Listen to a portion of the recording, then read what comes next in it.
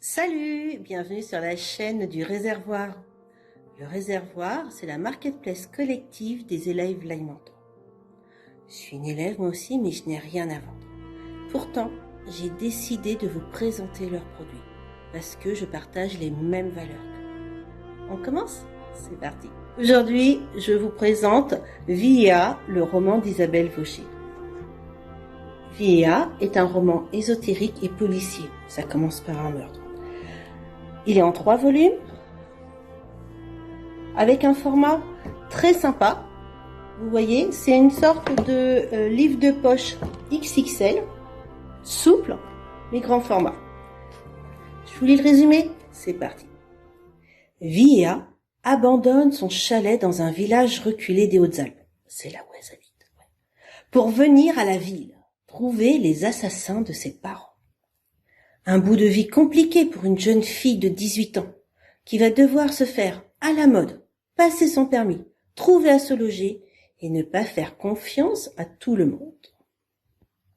Vous parlez de la démarche, du roman, c'est parler de la vie, des gens comme vous et moi, de ces intuitions qui traversent notre esprit et de ce dernier nous donnant des directions à prendre, de ce sentiment d'être différent, simplement parce que l'on ressent autre chose, parce que l'on communique avec l'au-delà, que l'on voit l'avenir.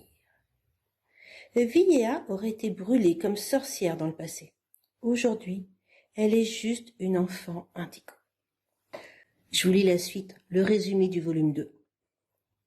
Souvenez-vous, dans le premier tome, Via, jeune fille maîtrisant des facultés extrasensorielles, abandonne son chalet, dans un village des Hautes-Alpes, pour partir à la ville.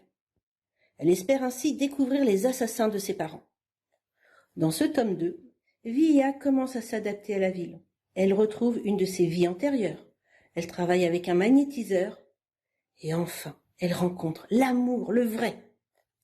Mais saura-t-elle reconnaître, car son enquête va la conduire sur une voie qui met sa vie en danger. Le volume 3, vous le voulez? Allez, c'est parti. Via, notre jeune montagnarde, a maintenant découvert qui a assassiné ses parents. Elle est seule. Seulement, il ne lui est pas facile de rétablir la justice face à ce genre d'individu.